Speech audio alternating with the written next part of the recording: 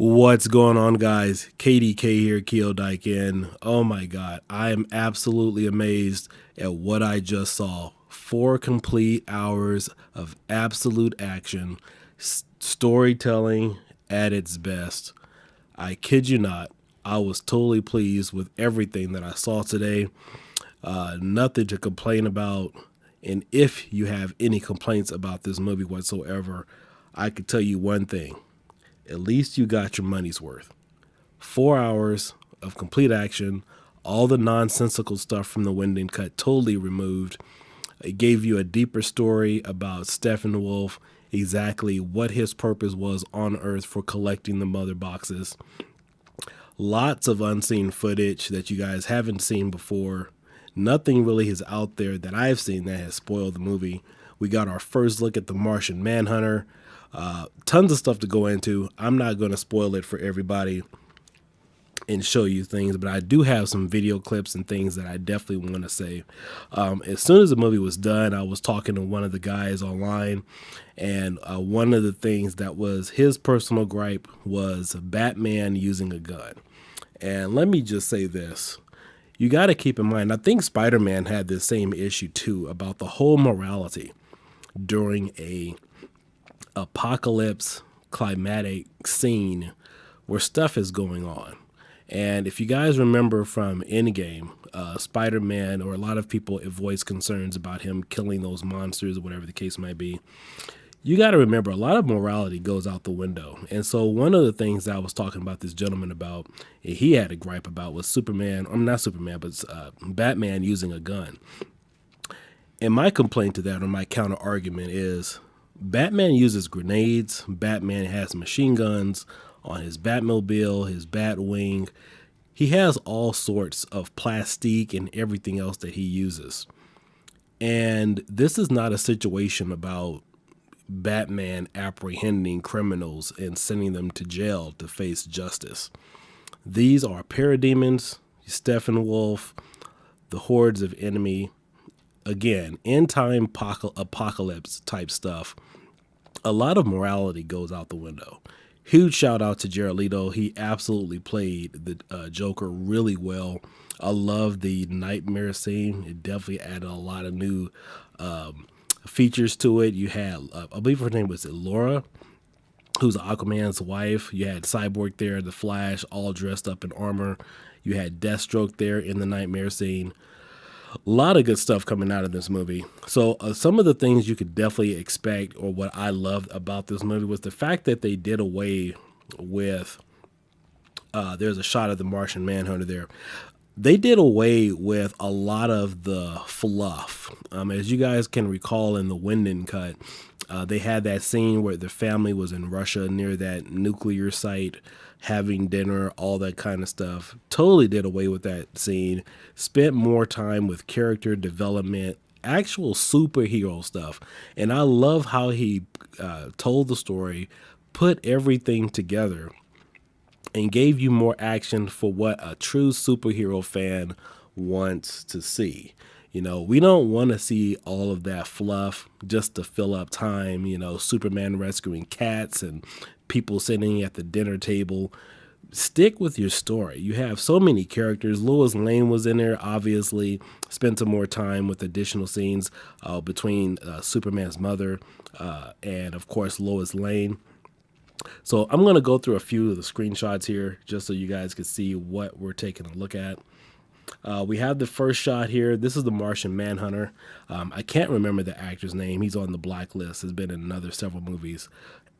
It was done really well. He had his red eyes. He showed up at the end of the movie. He wasn't present during the fight scene, but he did make a huge appearance there. And I was kind of on edge about how Snyder said that he kind of cut this to leave room for a sequel. And I'm actually glad that he did it this way, because it leaves true to the story. As far as build up, it gives the fans some hope. And this is the way that it should be done. And honestly, I know that there are a lot of people out there who claim that they loved Wonder Woman 1984, but you can't say that in the same sentence and say you love Justice League Snyder Cut, because you're on two different dimensions to even voice that kind of opinion, because this takes the DC universe in a whole new different direction. And honestly, I don't know where they're going to go from here, but this is their finest work. This is their finest hour. Anything else you have seen doesn't compare to anything or the vision that Zack Snyder has put together for us to see. So let me give you another screenshot here. I'll pull this one away. We have, let's take a look here. Not that one.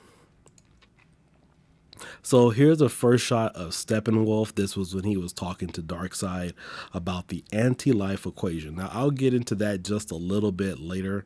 I do have some hints and tips in regards to that scene. But here's another scene from the Nightmare level. I'm sorry, the Nightmare scene where Batman was talking with Joker. And in the Nightmare scene, the Joker does know who Batman is. He does call him Bruce. He does refer to his mom and dad, and he is aware of his parents being gunned down. And I believe there was mention of possibly Robin dying in his arms. I have to rewatch it again because there's so much in this movie. I had to scrub through it several times. But the Nightmare scene that this happens takes place towards the end of the movie, I think within the last 15, maybe 30 minutes. And if you guys want to find out or take a look at the Martian Manhunter, he actually took place. Steppenwolf is the main baddie. That's the guy that is collecting the mother boxes in the movie. And so, yeah, you have a lot of good spoilers here in the movie, because who knows exactly what's happened for Batman to go to the depths to recruit Deathstroke and also the Joker.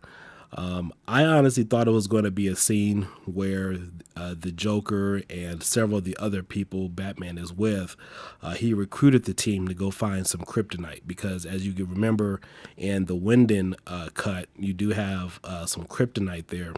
And so, you know, my thought was that this scene was going to be cut to where, you know, everybody didn't make it out and they had to find Superman's weakness. They had to find some kryptonite in order to rid the world of, obviously, evil Superman and Darkseid's minions. But it really didn't go there, but it does leave, you know, the story open as to what happened in the Nightmare level. Or the Nightmare scene, I'm sorry.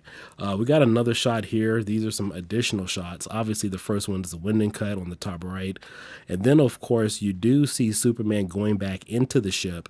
And it's not obviously the Hall of Justice, but you do see him walking through the ship. And I believe this is another corridor we've never seen before, where Zor-El is talking to him. I don't know if that's like in his mind or if it's the ship's computer, but you see him being presented with several different options of suits to wear. So for example, you see the original Superman suit. You also see the black Superman suit, which you guys have seen in some photos and also at the end of the movie. And then of course there's some armor that he is presented with, as well as a spacesuit as well. I'm not sure if it was a spacesuit or some type of suit where he can go underwater, but you do get a shot of that. And then, of course, you also have the suit that was like Jor-El's suit, that armor type suit that he is the Kryptonian wear. You do get some shots of that as well. So there was more intricate details painted into this movie that more or less tells more of a complete story. And I'm honestly glad they've wanted it this way. Most of you out there, if you're a DC fan, this is some stuff that you guys have been looking for a very long time, to keep you hype and keep you interested about the movie. In addition to that, let's take a look at some other screenshots here. I'm not going to show any videos because obviously I don't want to go into detail about that. So yeah, you do have some additional shots here. This is pretty much all accurate as far as Superman's suit, the characters that were in the movie. In addition to that, you do also see some additional shots in this movie with Kilowog. You see him laid out in the Nightmare scene. You also see the Justice League in the Hall of Justice. So this Nightmare scene takes place after the Justice League had already formed. and you see Darkseid put his hand on Superman as he was crying. I guess he killed somebody, probably.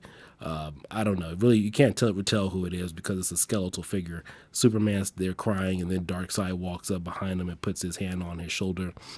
But all in all, the storytelling that Zack Snyder did with this movie, totally top notch. Definitely far exceeds anything that you guys have seen in the DC universe. I'm glad I paid for the subscription again just so I could see it. But whoever saw this movie, you'll definitely be pleased in regards to seeing this footage and be, just totally impressed as a fan. I got another screenshot here. Let me go take a look. So I want to kind of get into what was shown here in the movie in regards.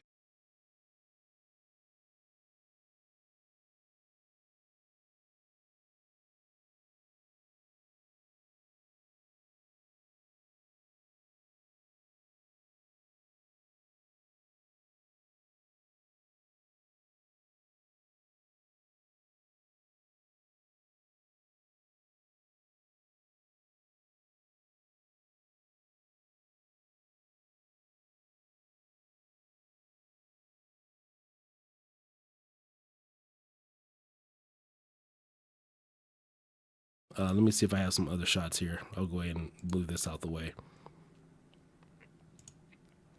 So here's a shot where he's having a vision. He approaches the mother boxes from. In fact, let me go this way. There we go. So he's standing around. He has a vision after he touched the mother boxes after he collected the second one. I believe this is somewhere within the second hour, somewhere within the second act. It took me a while to re-find it again once I saw it.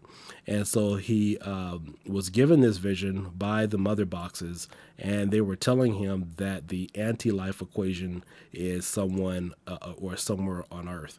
And so he hits the ground, and then you have this little formation that appears on the ground, and he sees what is the message that the mother boxes are trying to convey to him. Now, if you look at this scene, at first I thought it was Themyscira, the island where the Amazons are. But personally, I believe that the anti-life equation may have something to do with the Amazons and Themyscira. If you guys all recall, back in the original Wonder Woman, Diana said that in Zeus's last breath, he created a safe haven for the Amazons. And one of the other things about Themyscira and the Amazons is that they have immortal life. And so that may give us some additional clues into the anti-life equation. We don't actually know what's keeping the Amazons alive for so long. Obviously, they have longevity, they have stamina and whatnot. But considering that it is on Earth, this may provide some additional clues as to what is exactly is the anti-life equation. And so there's a lot of depth here that Zack Snyder has gone into to tell us or create some additional foundation for another story or possibly for another Justice League. Some other additional things that they did include in this movie that really caught me off guard was the fact that Flash actually used the Speed Force to travel back in time to redo everything. So for those of you guys watching this movie, yes, the Justice League did die. Batman, Superman, all of them, they did die in this movie. Kind of strange. I mean, Superman, obviously, as soon as he got brought back to life, he died again. And then, of course, Flash had to use the Speed Force to reset time and recorrect everything that totally happened. That totally caught me off guard. I wasn't really expecting any of that as far as the storytelling goes. But I guess he just said, screw it. I'm going to put everything I can into this movie. I'm really glad it was 4 hours long. But they did away with the whole Flash racing Superman. They did do away with that particular scene. I'm glad that was another filler scene, and they dedicated more time for action, of course. But to see the Flash reset time, and then of course also seeing some additional nightmare scenes right before they revive Superman, definitely giving the fans what they wanted. The other thing that I was impressed with was, as I said earlier, the depth and more information that we had with Steppenwolf. Because originally, when we saw his character come to Earth, he just seemed more or less like a henchman bad guy sent to Earth by Darkseid to retrieve the mother boxes. You really didn't have more detailed information or more depth as to his storyline. Whereas this one, apparently he was an outcast and he went back to Earth to get the mother boxes to prove himself to Darkseid. So apparently he was an outcast. He was abandoned, and he spent more of this time where Zack Snyder more or less told the story that he was trying to redeem himself and get back into his good graces. I love that because you really don't have a sense as to what his purpose was when he came to Earth in the Josh Whedon cut to refine the mother boxes, or what was his entire plan to come to Earth other than to get the mother boxes. But you know, overall, I was definitely happy with this movie. Impressed. I will be watching it again. There was a lot to take in, especially with all the additional scenes, and really do a side by side comparison with how Josh Whedon told the story versus the original storyteller, Zack Snyder. Remember, he oversaw some of Wonder Woman, and then of course Batman, Superman, as well as several other movies as well. So it's really good to see the culmination of all of his entire vision being told now in one lump sum with Justice League. Another thing I definitely want to point out was the pacing of the story. The pacing of the story and his cuts, his edits were entirely perfect. I do believe, I do know a lot of the scenes were shot with more of a darker tone. The music was perfect. You didn't get that cartoonish feel. I know at some points originally in, for example, the Whedon cut, they played a lot of the Wonder Woman anthem music. You didn't get a lot of that here in this particular cut. It still had more of a darker, somber tone, and it really displayed Bruce Wayne as more or less trying to build a team and establish his character as the leader of the Justice League. It didn't come off as some rushed project where he was just trying to find a bunch of guys at the last minute. But, it really goes to show you who the storyteller of a movie is. The director is the true storyteller of a movie with his pacing, his cuts, his edits. I really love the fact on how they portrayed Darkseid with the limited time that they did have to really show him, showing you nightmares, different scenes, giving you a better depth of his character, how he was portrayed. Excellently, well done, considering the fact that he really didn't have interactions with the Justice League, but all the foreshadowing that it did definitely leads to greater things in the DC universe. Hopefully, DC Warner Brothers does bring Zack Snyder back to finish telling the story, because there's a lot that a lot of directions they can go with here in terms of the storytelling. I loved how Superman came back. He didn't seem like the same type of Superman that was in the first Superman movie or Batman Superman. You didn't see a lot of him just yelling needlessly. You didn't see any of that. He was the true Superman type character. He was more somber, calm, came in as a true superhero. You didn't get that corny feel as has been displayed or criticized about him in previous movies. Diana Gal Gadot, her cuts, her edits, they were perfectly fine. Didn't really see too much of a contrast there, but you did see more of a character build up with Cyborg. So shout out to Ray Fisher, who portrayed Cyborg in this movie. You did see more character development between him and his father to understand the relationship that they had. But all in all, I love the movie. I don't have any complaints about it. It's definitely worth the watch, definitely worth the money. And I think, personally looking at this, I would kind of wish not Justice League, but I wish the Avengers, the Infinity War, and also the Endgame, I really wish those were given an additional 40 minutes, maybe another hour of screen time, because when I look back on some of these movies, just to see all the different characters and all the little Easter eggs and stuff that they can put in there. I honestly wish that they would spend a little bit more time with that, as Zack Snyder did. This was a perfect edit.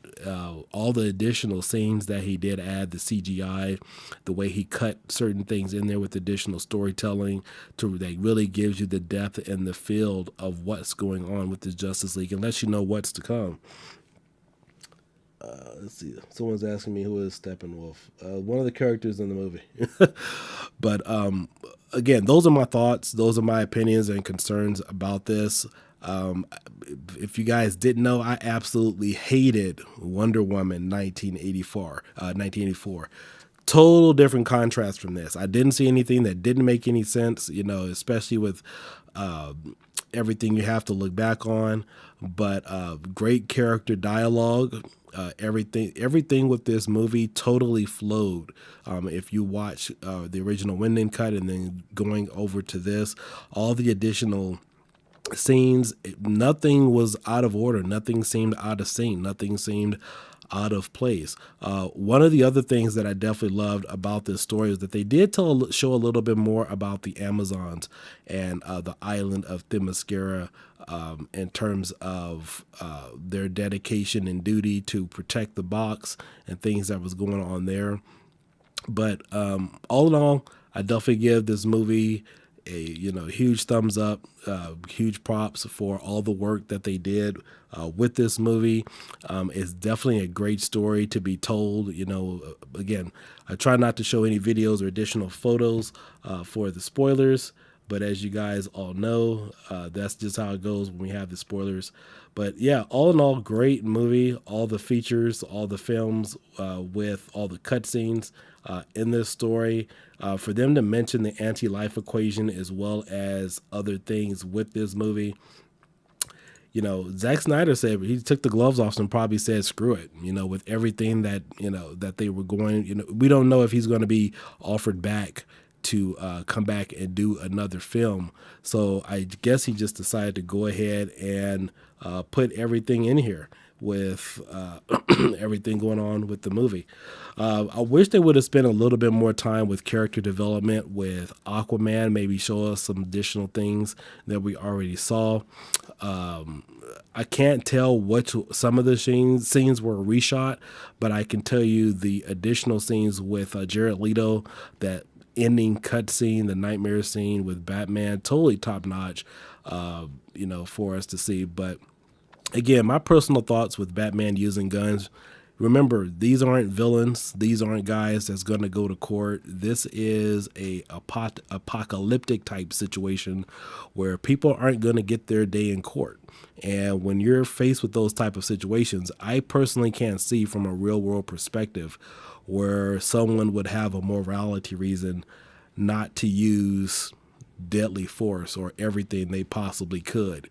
And again, in contrast with Spider-Man, that same thing happened. So, I don't think that's a big issue. Personally, I do know that I believe that storyline actually came into play about Batman not using guns back during the Batman the animated series. And a lot of that is used for character development to show that a person or a superhero isn't an entirely a vigilante. They have rules that they need to go by. But again, in an in-world situation, apocalyptic, where it's life or death, these guys aren't going to get a trial. Parademons, they're not going to go to jail or sit in front of a judge and go through the court of law. I think the gloves are off. I don't think there is really a morality reason, especially when, like I said, Batman has a Batmobile. He uses grenades and everything else in between. It's time to put some of that stuff aside. But all in all, I believe Henry Cavill portrayed Superman again the best he could, top notch, total perfection. I saw probably this is his best Superman appearance ever with this cut. You didn't have that stupid CGI look around his mouth because he was getting ready to act for Mission Impossible when the original movie came out. and so his mouth wasn't all screwed up, so they went ahead and fixed that as well. Definitely love the black Superman costume. They did cut the whole scene in line where Superman grabs Batman and says, ask him, do you bleed? So that was definitely taken out of the movie. You get a more serious, darker tone with this movie. You didn't have him loping around so much as a complete stranger, as like who is this guy? Like, can we get a real Superman where he's not drowning in self-pity? Let me know what your thoughts are in the comment section below. I just wanted to jump on really quick. I know I don't get a chance to do a lot of movie reviews, and of course I don't expect anybody to really be watching right now, considering it just came out and this is a spoiler review. But I just had to get on and express my excitement about the movie. Totally impressed. I think I reactivated my account about 12 a.m. as soon as midnight came around. But I do know that there are some other sites out there offering a bootleg version, and I'm encouraging you guys, if you want to enjoy this movie, make sure that you get your HBO Max subscription and watch this. Please do not download it to bootleg it, because the quality is crap. I mean, I've seen some quality of the bootleg version of the Snyder cut, and the pixelation is off. The other thing, I will say this, the only thing I did not like about this movie was that it was in a 4:3 aspect ratio. That is the only thing I did not like about it. Wanted to watch this on my big screen TV, have 16:9. Unfortunately, that wasn't the case. But once you get into the movie, you kind of ignore it a little bit. But honestly, yeah, the 4:3 really kind of did it for me a little bit. Really wish it would have been 16:9, so I could have enjoyed the immersiveness of the storytelling with everything that they did offer. The other thing too, I would say that the scene with Apocalypse, totally done well. You definitely get the feeling that. You get that dark apocalyptic feeling with the fire and the hell spawns and stuff. I do believe that the reason why they used that nuclear silo, I believe, I know it was Russia, near probably Chernobyl. I'm not sure if that was the fictional scene where the in battle scene takes place, but that's probably one of the things they use for something equivalent in this world with Justice League, was that the hell spawns or the fire pits on Apocalypse was kind of similar to a nuclear reactor, something of that nature. You can kind of get that tone once you guys watch the movie. But I believe that's the direction they were trying to go with this story. So all in all, this is Kyo Daiken. Just wanted to jump on for a few minutes, give all of you my thoughts, concerns, and views about everything going on with the Snyder Cut.